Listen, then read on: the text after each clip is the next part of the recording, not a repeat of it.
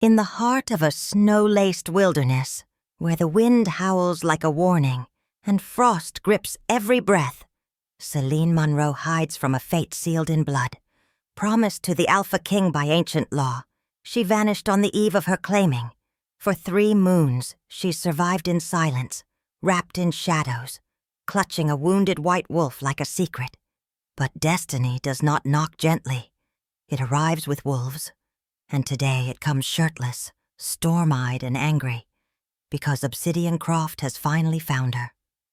Before you step into Selene's world, if you believe love should be chosen, not forced, stay with us. At Judy's Romance Library, every story is a journey where strength meets devotion, and magic blooms from choice. Now, step into the snow. The snow fell in soft, endless sheets, quiet as breath, cold as regret. Selene Monroe stood in the doorway of the cabin, her figure wrapped in a worn, shadow-black cloak, its edges dusted with frost. The wind teased the strands of dark hair that framed her face, but her eyes remained fixed on the forest beyond. Stillness, except for the pale bundle of fur in her arms. The white wolf pup, barely 6 weeks old, wounded and trembling, nestled against her chest like it had always belonged there. She felt its heartbeat flutter beneath her fingers, fast and frightened, like her own. Selene shifted her weight against the splintered doorframe and glanced toward the tree line again. Nothing, just drifting snow and the aching silence of exile.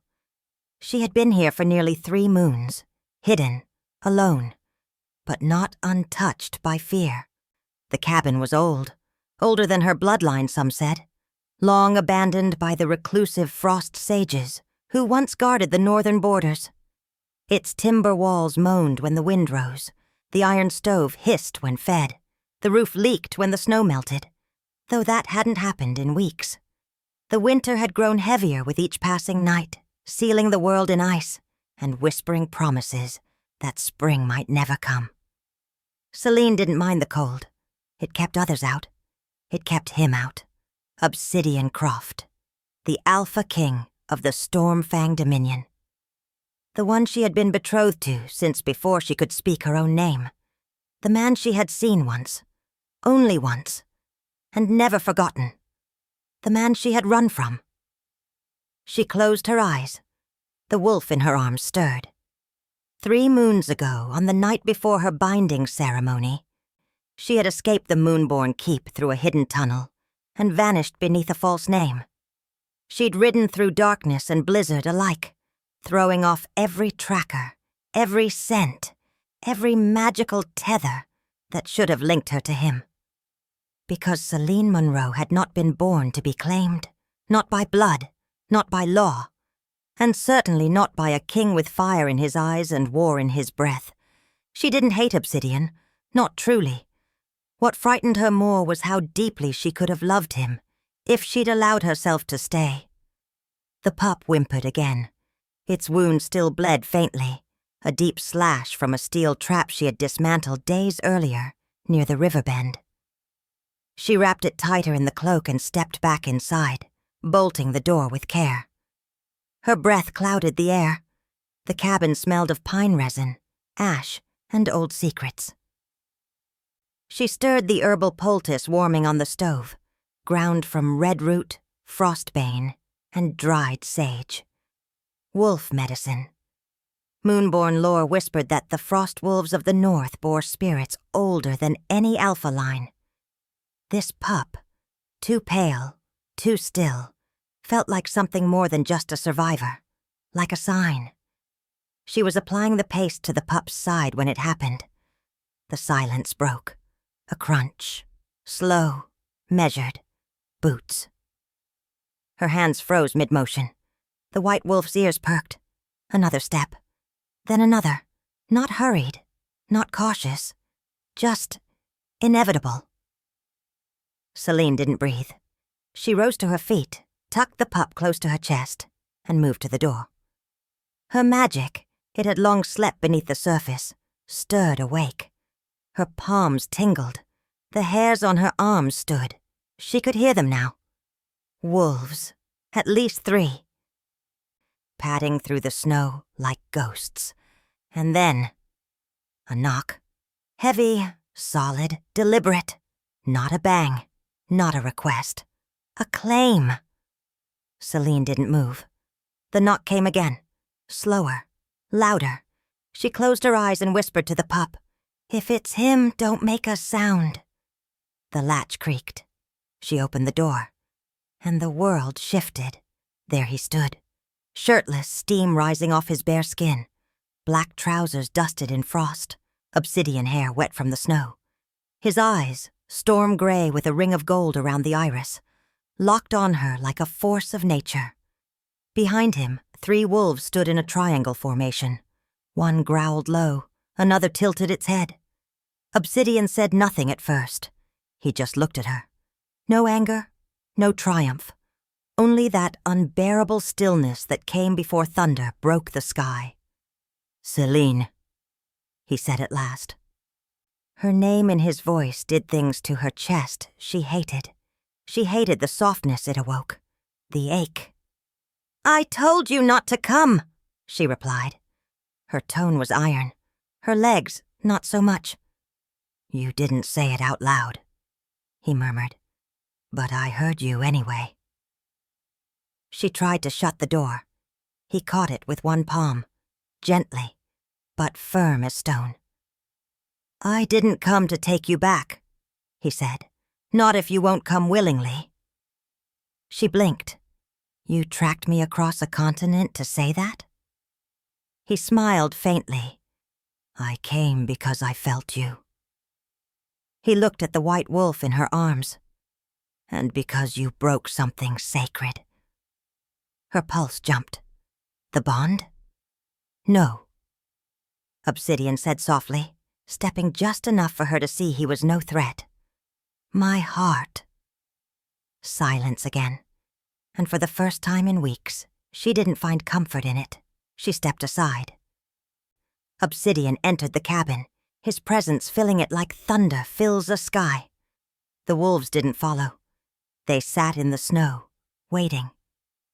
He moved to the fire and glanced at the poultice pot. "Frostbane. You still remember your grandmother's mixes?" "I remember everything I left behind," she said. Obsidian turned to her, gaze falling to the wolf cub. "You saved him," he murmured. She nodded. "You always were the softest of us," he added. "No," she said.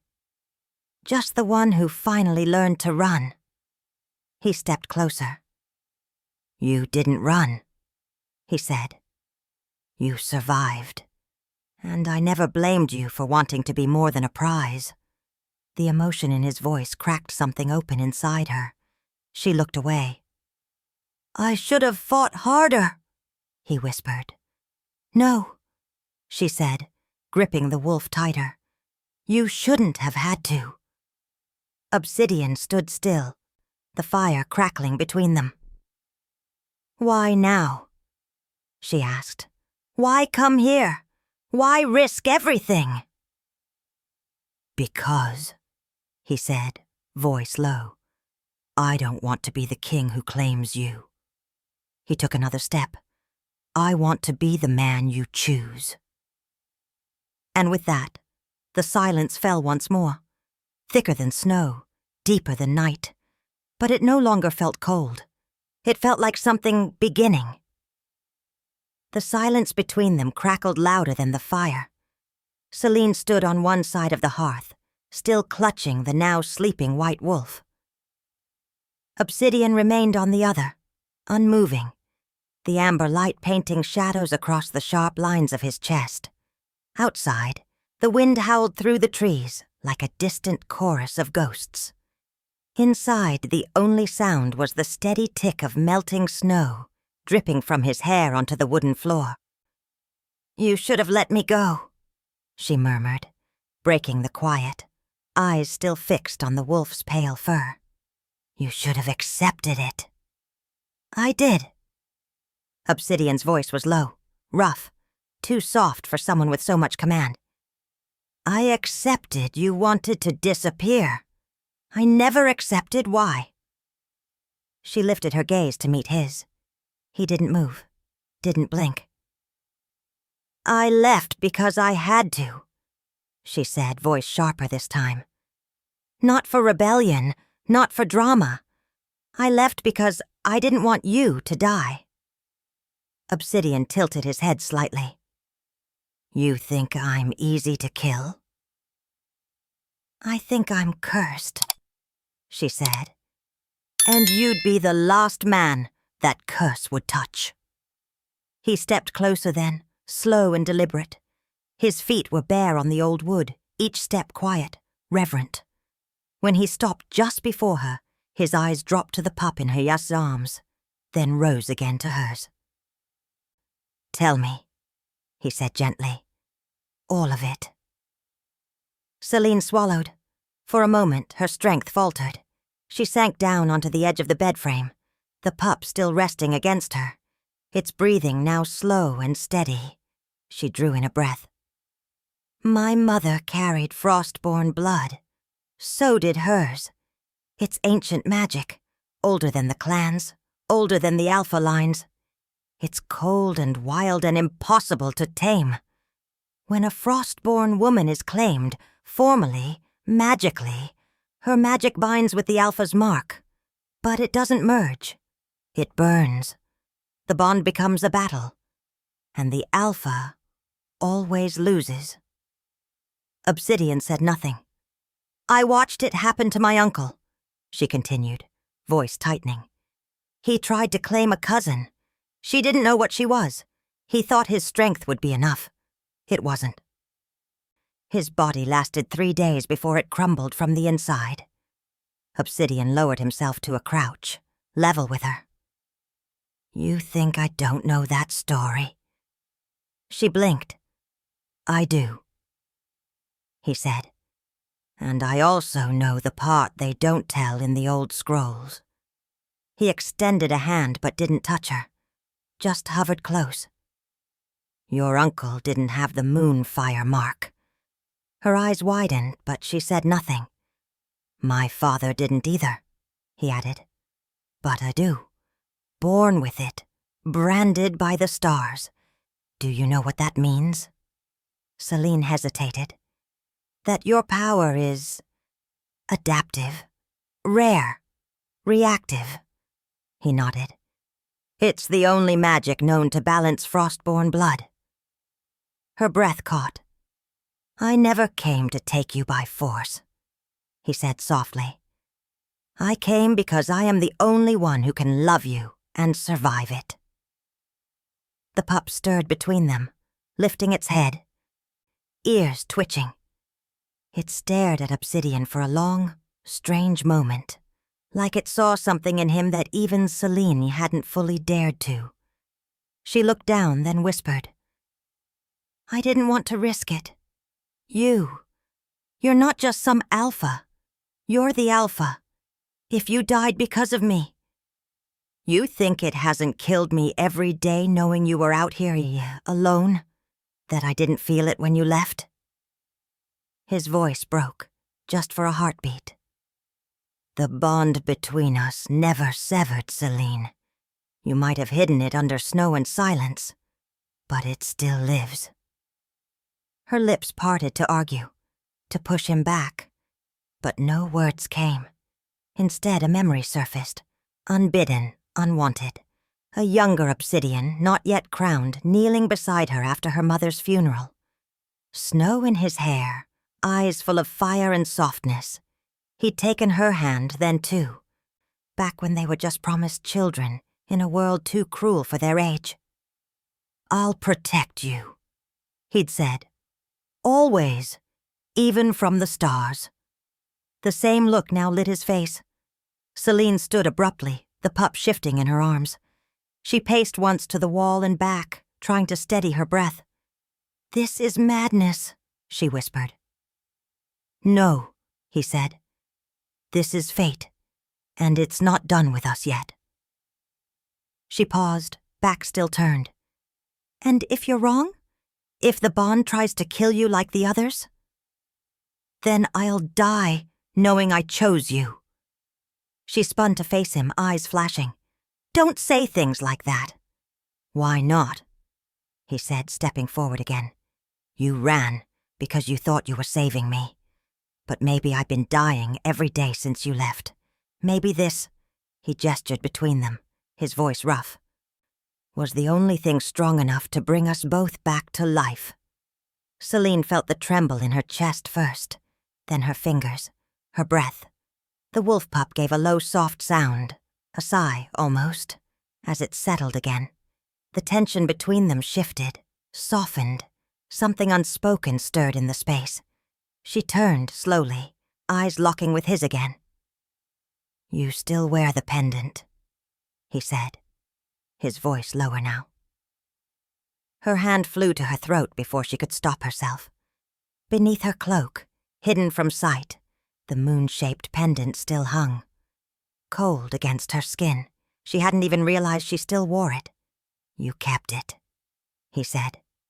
"I didn't mean to," she replied. Obsidian smiled. "Yes, you did." And then, before she could build another wall or summon another excuse, he reached out, only halfway, and brushed a knuckle lightly against her cheek. She didn't flinch, for the first time in 3 moons. She didn't want to.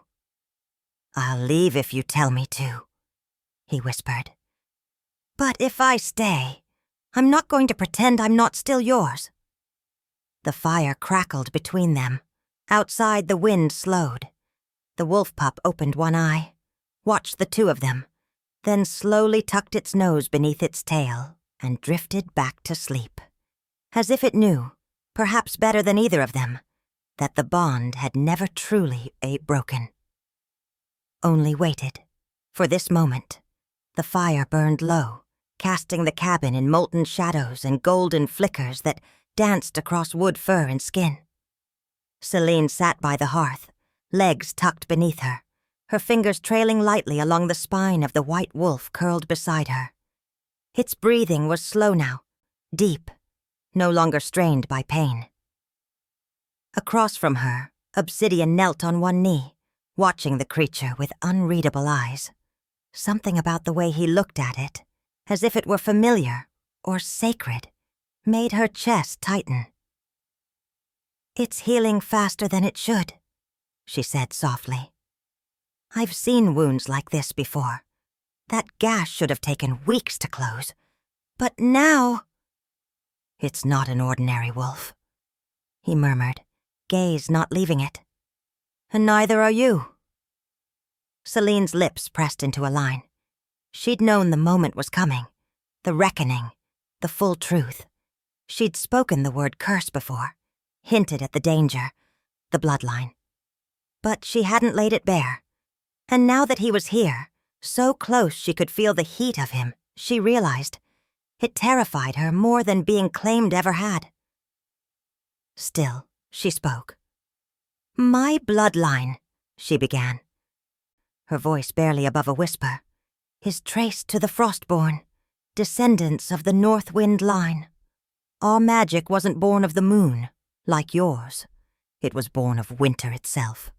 Cold, ancient, and wild. It doesn't blend with other magics. It consumes them." Obsidian finally looked at her. "My grandmother was the last known Frostborn. She was feared, even among her own clan.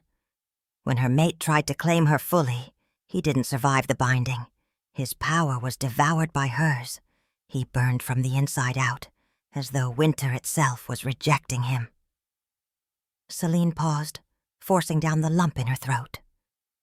"My mother suppressed her bloodline magic. She never allowed herself to be claimed, never bonded. She said it was the only way to survive with our kind of power. When she died, the last thing she told me was, 'Never let the Alpha touch your soul.'" Obsidian's jaw flexed. He didn't speak, didn't blink. "I believed it," she said. "Still do." He let the silence settle between them before rising slowly to his feet. With each step toward her, Something shifted, between them, in the room, in the very air itself. "I'm not like the others," he said quietly, "and neither is our bond." He unhooked the clasp at his shoulder, pulling the leather strap from across his chest. Then, without a word, he turned slightly and shifted his long dark hair aside to reveal his upper back. Selene gasped. It was there, burned into his skin just below the nape, a crescent moon surrounded by jagged flame, its edges faintly pulsing with an ember-like glow. "You have the moonfire mark," she whispered. He turned to face her again. "From birth. It's not common. Only once every few centuries does an alpha inherit it." Selene stared at the mark. "I thought it was myth." "So did most," he said, "until the seers at my naming saw it flare. They said I'd be the one to balance the old bloodlines, to restore the broken magics of the North and South." She blinked. "North and South." "Frostborn and Moonfire," he said. "You and me." Her breath hitched. "You think that's fate?" He stepped closer, close enough now that she could feel the power radiating from him like the hum of distant thunder. "I think fate brought me to your door, yes. But I also think fate's never enough. We choose each other, or we don't. That's the only law I follow." Her eyes lifted to his. Her lips parted. There were words trying to form, but none quite came. And then he reached out. Not with force, just a gentle, aching patience. His fingers hovered near her jaw, not touching, but trembling with restraint. Selene tilted her head ever so slightly. That close, his scent wrapped around her, smoke and pine, snow and heat. "I'm not afraid of dying," he whispered. "I'm afraid of living without you." Her eyes burned suddenly, too fast for her to stop it. The air between them was magnetic, hot and cold and charged. His hand finally settled against her cheek. She didn't pull away. Not this time. And when he leaned in, just a breath away, she didn't stop him. Their lips brushed, once, barely, a taste.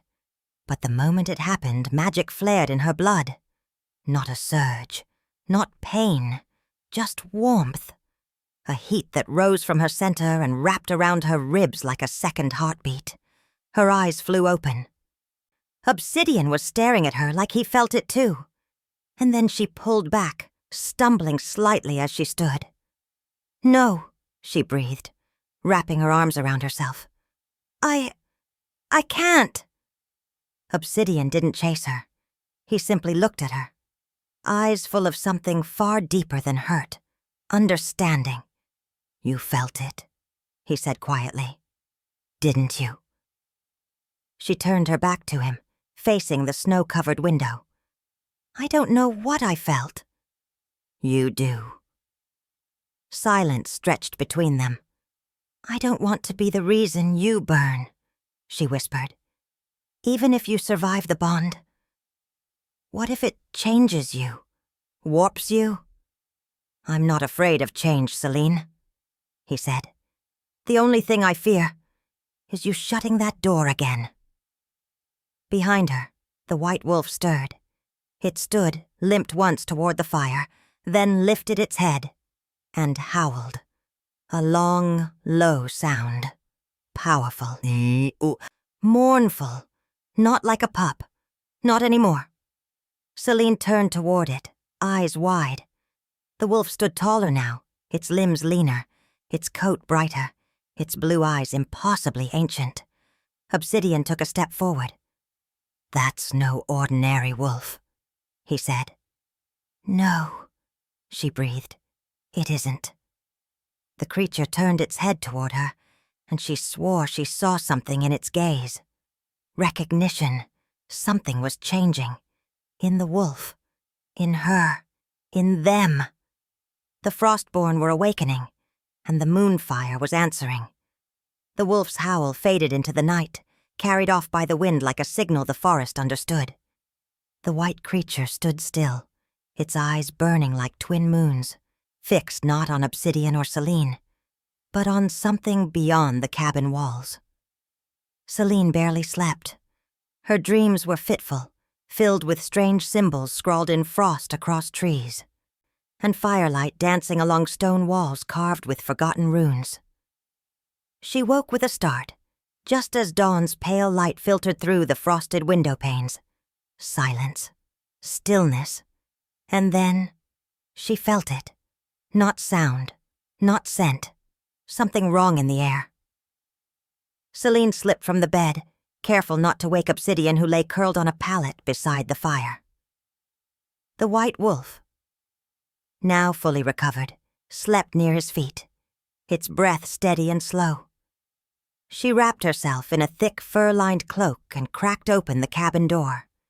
Snowflakes spiraled lazily in the morning hush, coating the clearing in a fresh, soft blanket.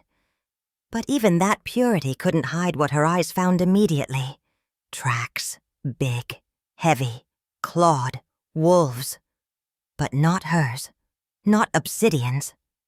She stepped out, her boots sinking into the drift. The tracks circled the cabin, 3 full laps, and then vanished into the tree line to the east. She crouched, touched the imprint, still warm, still sinking. They'd been watching, and close. Selene. His voice behind her sent a shiver up her spine, not from fear, from the sound of her name on his lips. She stood and turned. Obsidian had thrown on thick black hunting trousers and a deep crimson tunic, the sleeves pushed up to his forearms. Snowflakes clung to his long hair. He moved beside her with smooth, quiet precision. "I didn't want to wake you," she murmured. "I felt it too." He knelt beside the tracks, brows pulling together. "Not mine, not wild either. Too precise." She nodded. They circled 3 times. They were studying the wards. "Or you." She met his eyes. "You know who it is." Obsidian stood slowly. "Riven." The name curled around her like a curse. He saw her flinch and continued. "He's been hunting signs of the old blood, trying to claim a frostborn mate for years now. If he does, he'll harness a level of power no rogue Alpha should possess." Selene's voice was cold.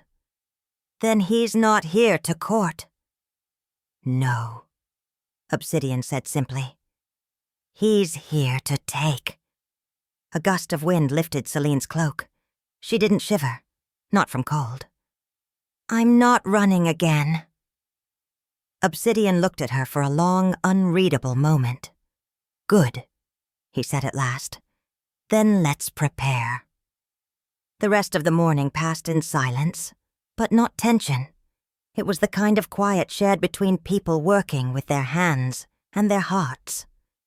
Obsidian cleared the snow from the perimeter of the cabin, while Selene gathered the old iron-etched ward stones from the storage room. Together they placed them one by one at the corners of the property. Obsidian murmuring ancient incantations passed down through the moonfire lineage, Selene reinforcing them with the soft shimmer of frostborn sigils traced into the snow. By midday, the forest had grown strangely still. Even the birds didn't sing. Obsidian dusted off the last runestone and stood, brushing snow from his hands. "We'll need more than magic. We need to keep watch."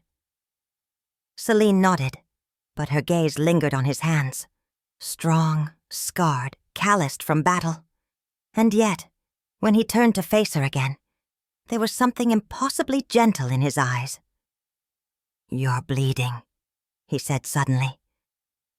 She looked down, tiny cuts on her fingers, dried blood crusted at the edges of her nails. She hadn't even noticed. Obsidian took her hands before she could protest. His touch was warm and careful, reverent. He guided her to a stump and knelt before her, pulling a cloth from his belt and dipping it in a flask of warmed snowmelt. "You don't have to. I know," he said, and began cleaning the wounds. Selene swallowed. His fingers worked slowly, tracing the edges of her frostbitten skin with such care it almost made her flinch. Not from pain, but from the unfamiliar tenderness. "I didn't expect this from you," she whispered. "What? Soft hands?" "No. Softness at all." He looked up at her. Being Alpha means knowing when to wield force, and when to offer your hands. Their eyes locked. The moment stretched, and for the first time since she'd fled, Selene let her guard down, just enough to feel the warmth that lived under the walls she'd built. "You were always meant for more than a throne," she said softly. "And you were always meant for more than hiding," he replied. She smiled then, small, fragile, but real. Later they moved inside. The cabin glowed with firelight, casting gold across wood and furs. Selene stirred herbs into a pot, while Obsidian patched a crack in the warded stones above the mantel. They moved around each other without stumbling, without awkwardness, as if they'd done this before, as if they belonged here. The white wolf curled by the hearth, eyes watchful. It hadn't howled again, but it hadn't slept either. When Selene finally sat beside it, running her fingers through its thick coat, Obsidian lowered himself onto the bench near her. Not touching, but not far. "You're different now," she said, eyes on the flames. "Calmer." He nodded. "Being king will do that. So will losing what you thought you'd never lose." She turned to him, heart thudding. "Obsidian." But he shook his head. "Don't say anything yet. Just let this be enough. That you're here. That I'm here." Selene leaned back into the wall, staring at the fire.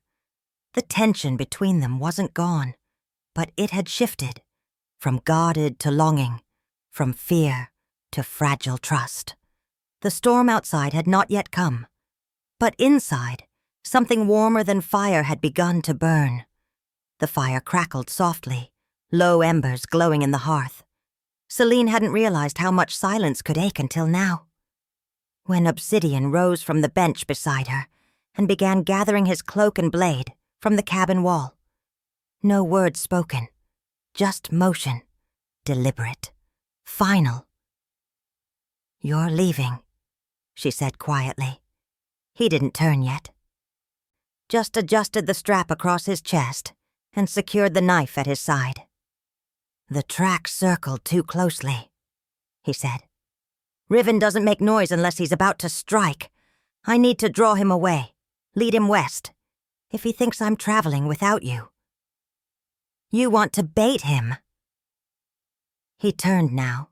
His face was calm, controlled, but his eyes, those told a different story. "I can't wait until he surrounds us," Obsidian said. "I need to keep him guessing." Selene stood slowly, brushing her hands against the sides of her dress, heart beating in a strange, erratic rhythm. "You shouldn't go alone. I've faced worse." "That's not the point," she said, stepping closer. He tilted his head. "Then what is?" Selene stopped a breath away from him. She didn't touch him. She couldn't trust herself if she did. "You keep saying fate brought us together," she whispered. "That we were meant for this. For each other. But what if that's not enough either?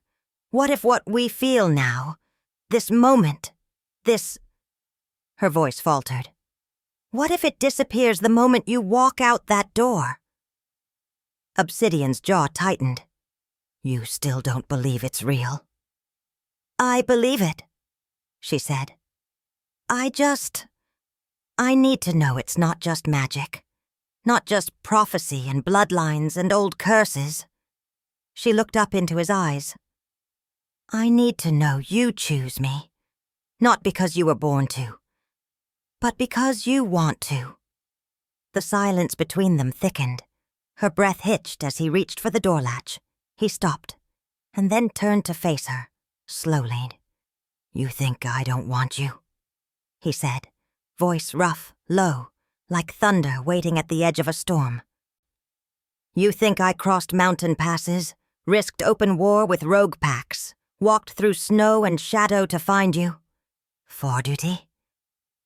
His steps were slow but certain as he crossed back to her. "I could have picked anyone, any noble-blooded daughter, any she-wolf with fertile magic or strategic alliances. But I didn't." He stopped just in front of her, inches away. "I picked you," he said, "even when you ran, especially when you ran." His hand lifted, brushed a strand of hair from her cheek. His fingers trembled, not from fear, but restraint. And Selene broke, just enough to reach out, to clutch the front of his tunic, to pull him the final breath closer.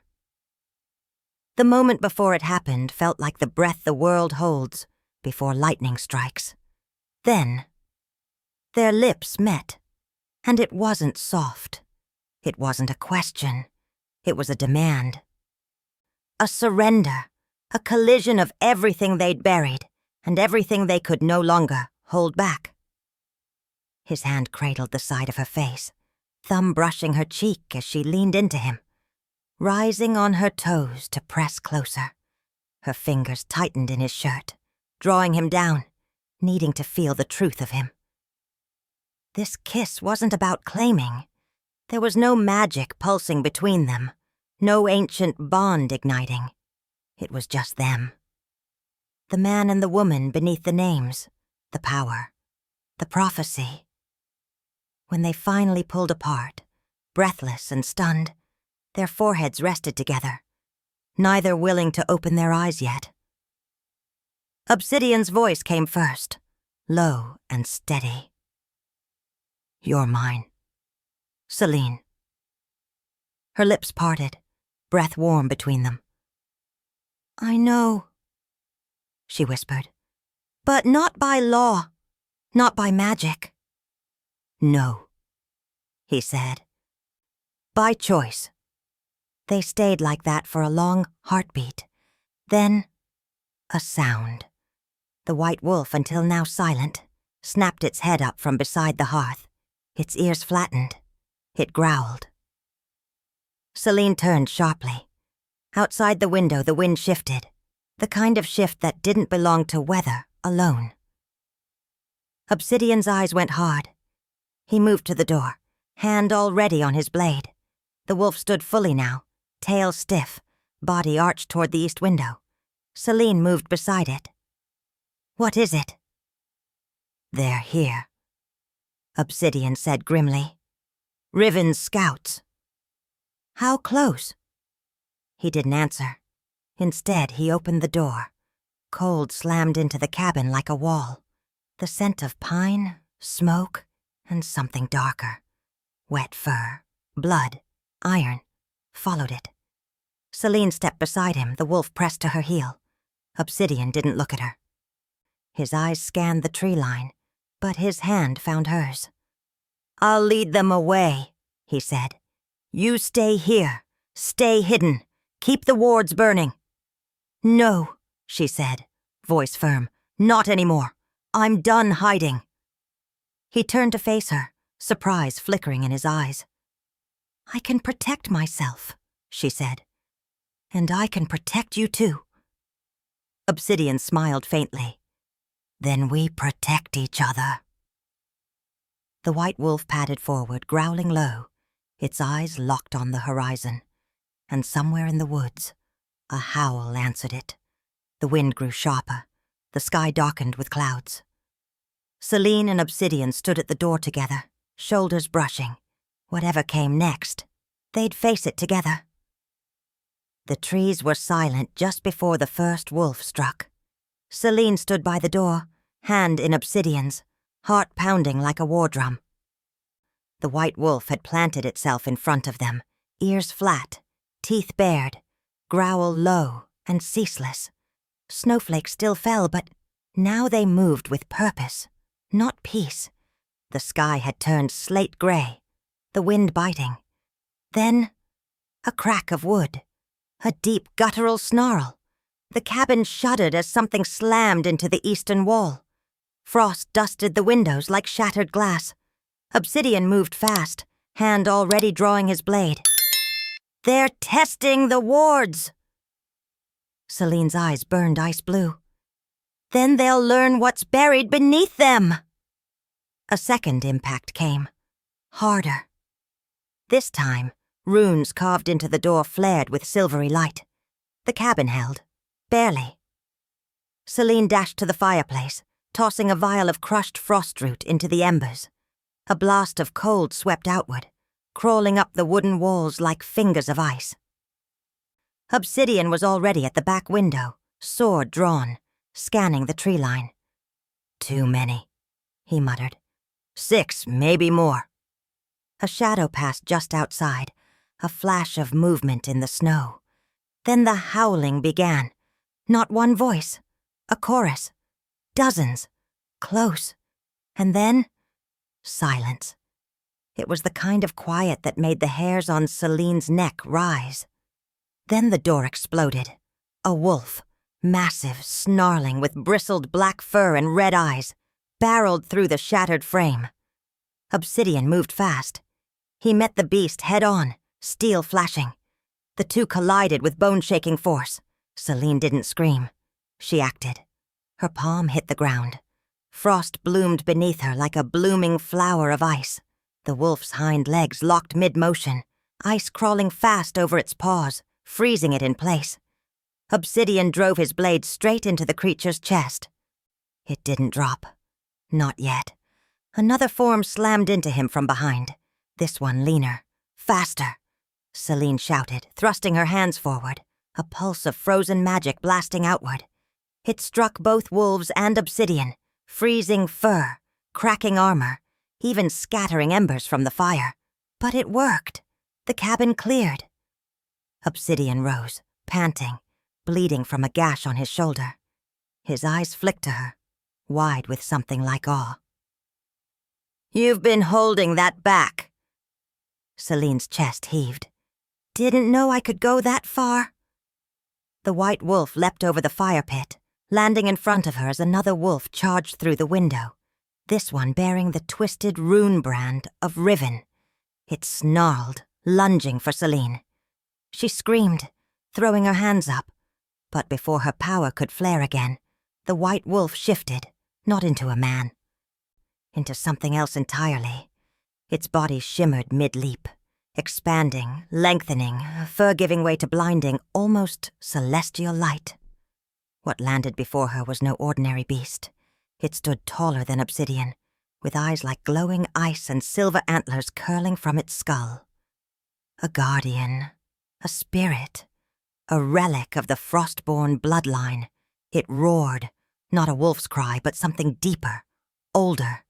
The attacking wolf froze in its tracks, then turned to flee. Selene staggered back. "What is it?" Obsidian's voice was tight with reverence. "The Frost Shade, the last guardian of your line." The cabin roof cracked.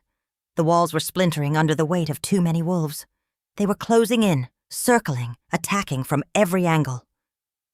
"I have to end this," Selene whispered. "I need to let it all out."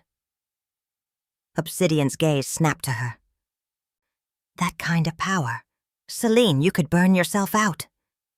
"I'd rather burn with you," she said, voice steady, "than watch you fall." And then she ran outside. Snow swallowed her. The storm had thickened, turned wild. Riven's wolves circled like shadows through the trees, at least a dozen, maybe more. Some were fully shifted, some still half-human, their eyes glowing like cinders. Selene raised her arms. Cold burst from her core. Not rage, not fear. Purpose. Ice cracked the earth. Wind howled to match her breath. A storm erupted from her palms. Blades of snow, shards of ancient frost, power from a line older than the mountain roots. Wolves scattered. Obsidian joined her, sword blazing with pale fire. But it wasn't steel he was wielding now. It was moonfire. It poured from him like sunlight cut with gold, sacred flame that didn't burn, but purified.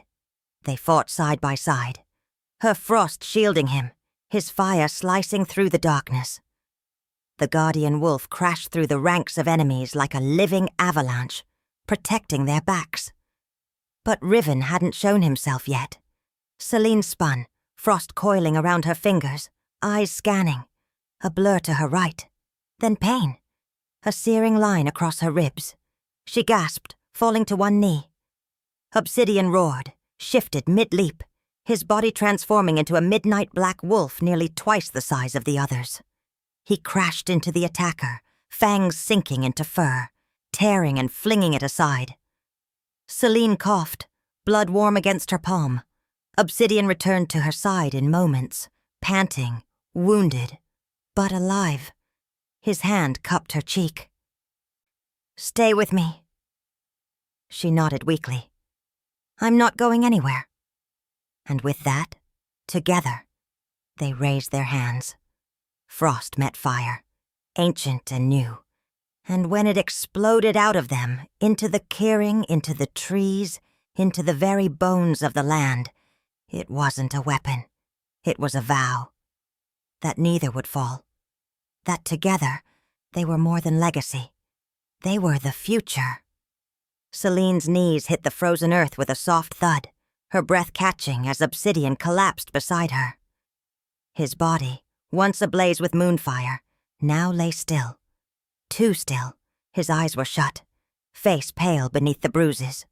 Snow gathered in his dark hair. Blood smeared his tunic. And worse. A sickly gray glow pulsed at the wound across his side. Selene's heart turned to stone. Silver. Wolfsbane. She'd seen what it did to his kind. Even the strongest shifters fell under its slow-burning curse. It didn't kill quickly. No, it dragged its victims down piece by piece, breath by breath. And Obsidian, her Obsidian, had taken the hit meant for her. She pressed trembling fingers to his throat, a faint flutter, still alive. "Stay with me," she whispered, tears stinging her lashes. "Please, don't you dare leave me now!" The battlefield lay quiet behind her. The white guardian wolf had driven the rogues away, vanishing into the mist-draped forest with a howl that echoed like thunder. The snow around them was scorched, cracked with fire and frost from the explosion of their combined magic. But Obsidian hadn't withstood it all. He'd shielded her to the end. Selene leaned over him, clutching the torn edge of his cloak, hands shaking. Her fingers brushed the skin above his heart and felt it slowing. Her breath hitched. Then her voice changed, no longer pleading, resolute. Inside the shattered cabin, Selene laid Obsidian's body on the furs by the fire. Her wounds still bled, but she didn't stop. Not for pain, not for fear. She moved with purpose. She carved runes with blood and ice across the floor. She whispered names of ancestors not spoken in over a century. Her voice grew hoarse, her power draining, but she didn't stop. She called on the Frostborn line, on the old cold magic woven into her bones. She called on love. And then she did the unthinkable. She opened herself. Magic flared in the room, blue and white and silver, swirling in rings of air that lifted her hair and Obsidian's as if gravity itself held its breath. Selene pressed her hands to his chest, her forehead to his, and whispered the final word of the forbidden rite. "We merge, not by force, but by choice." And then she felt it, the bond. It wasn't a rope. It wasn't chains. It was a thread of light, woven between their hearts, soft, glowing, gentle, and unbreakable. At first, nothing happened. Obsidian lay motionless, his skin cold beneath her palms.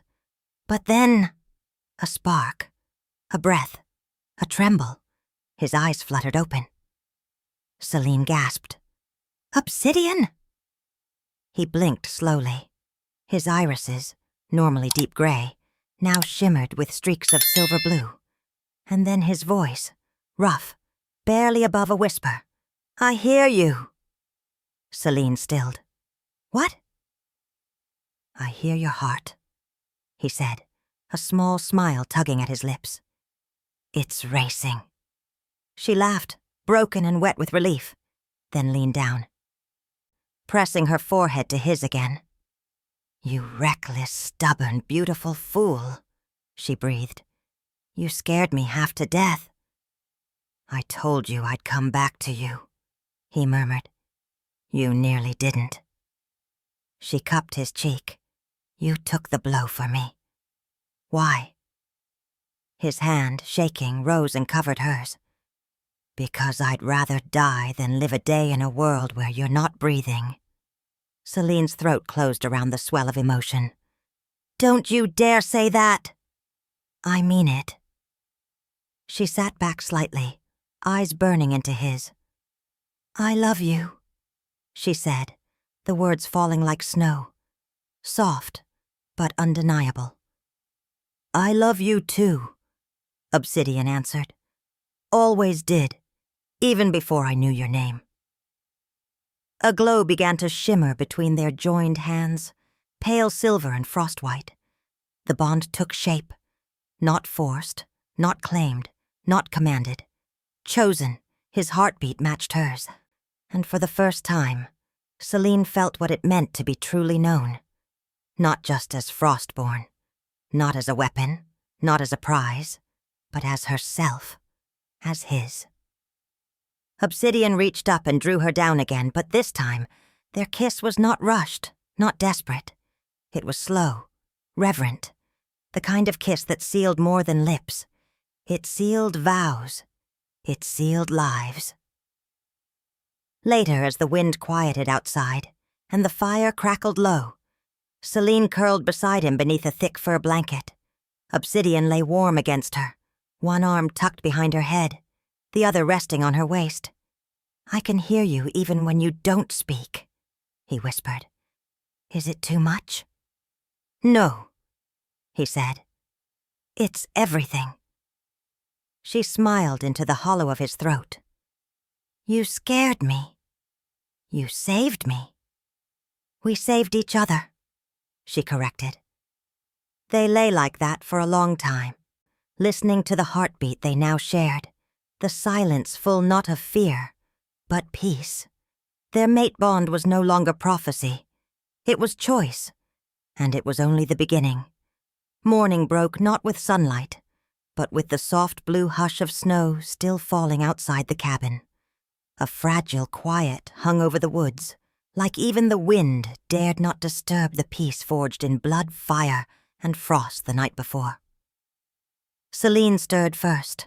Obsidian lay beside her, still, his arm wrapped around her waist, protective even in sleep. The fire had dwindled to coals, but warmth lingered, not just from the hearth, but from the bond still pulsing gently between their hearts. Selene touched his chest, right over the spot where her magic had saved him. Or maybe where their magic had saved them both. She rose slowly, wrapping a thick woven shawl around her shoulders. Barefoot, she padded to the door and cracked it open. The world outside sparkled, but she wasn't alone. A figure stood in the snow just beyond the broken cabin steps. The white wolf. Only, it was no longer a wolf. It stood in human form, a child, barely 6 winters old, cloaked in shimmering white fur, silver hair cascading down to its shoulders, eyes glowing pale blue like untouched glacial ice. It tilted its head when it saw her. Then it smiled. "Mother," it said softly. Selene's breath caught. She opened the door wider, stepping barefoot into the snow, not feeling the cold. "What did you call me?" The child walked closer, not leaving any prints behind. "You called me when you bled into the snow. You claimed me when you offered love instead of power. You awakened me when you chose your bond." She stared. "You're the guardian." The child nodded. "I was. I still am. But now, I am also your heir." Selene trembled. "I don't understand." "You will." The child reached out and took her hand. "Frostborn is not a curse. It is a beginning. You are the last of the old. I am the first of the new."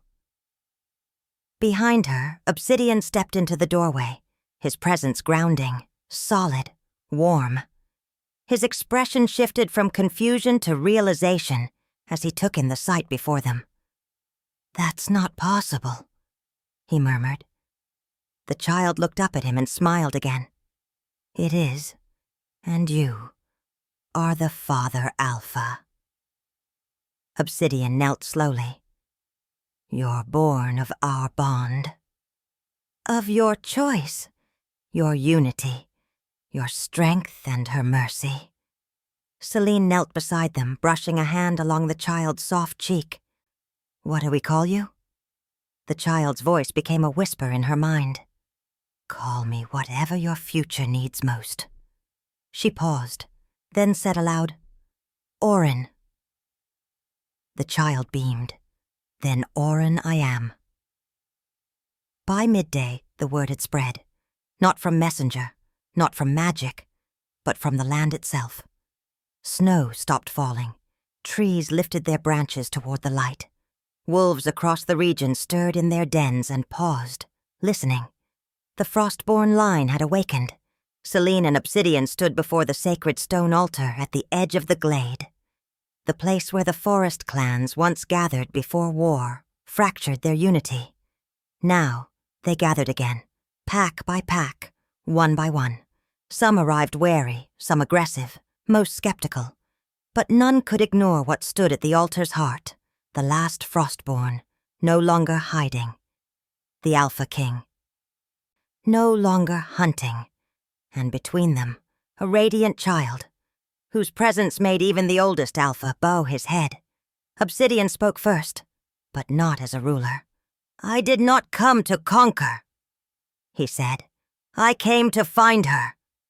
He turned to Selene, and she did not claim power. She earned it, through compassion, courage, and sacrifice. Selene stepped forward, voice steady, clear. "I fled my fate because I believed I had no voice in it, that I would only ever be claimed, bound, silenced." She looked at Orin, who stood glowing beside her. "But I was wrong. I wasn't meant to be claimed. I was meant to choose. And I choose to rise, not as a queen in chains, but as the Frostborn sovereign." Gasps rippled through the crowd. One Alpha, Greymane of the Hollow Ridge, stepped forward, war-scarred and proud. "Do you mean to rule us all?" Selene shook her head. "I mean to unite us." Obsidian added, "Through balance, not domination." Another voice, softer, female. "And the child. Is it an heir or an omen?" Selene glanced at Orin. The child stepped forward on bare feet that didn't sink into snow. "I am both," Orin said. "But what I become depends on what you choose to be." The glade fell into silence, and then, slowly, one by one, the Alphas bent the knee. Not to a throne, not to a bloodline, but to a future. That night, Selene stood at the edge of the frostwood trees, watching the moon rise. Obsidian came to her side, his cloak draped over both their shoulders. "Are you ready to rule?" he asked. "I'm ready to protect," she replied. "And that," he murmured, "is what makes you the truest queen." She smiled, resting her head on his shoulder. In the distance, Orin ran barefoot across the snowy field, laughing, a swirl of frost and stardust trailing behind. And for the first time in her life, Selene didn't feel like she was running from something. She was running toward it. Winter faded slowly. as if reluctant to loosen its grip on the land that had birthed legends. But the frost, like fear, had learned it could not stay forever. Now, in the heart of the highlands, where mountains kissed the sky and silver mist hung between ancient pines, stood a citadel unlike any before it, Winter Crown Hall. Built of ice-veined stone and timber kissed with firelight, it stood at the meeting point between two worlds, where the wild bowed to wisdom and power served peace. And within its walls walked the ones who made it so. Selene Monroe, Queen of Frostborn, Obsidian Croft, Alpha King of the United Clans. And at their heels padded a child with white hair and silver eyes. Wolf one moment, boy the next, Oren, heir of a bond forged in battle and sealed with love. Their footsteps carved a gentle trail through the softening snow as they walked the ridge behind the citadel. The forest stretched out below them, thawing beneath the late spring sun, revealing earth and root and bloom once buried. Selene paused near a ledge, the wind teasing strands of silver-dark hair from her braid. She looked back across the distant rise of hills, where smoke no longer curled from a crumbling cabin tucked in shadow. She smiled softly. "That's where everything changed," she said. Obsidian stood beside her, his hand resting lightly at the small of her back. "That's where you changed everything." She shook her head. "That's where I stopped running."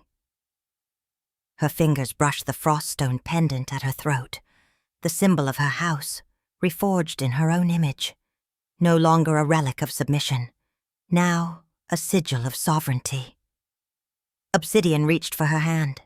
Selene didn't hesitate.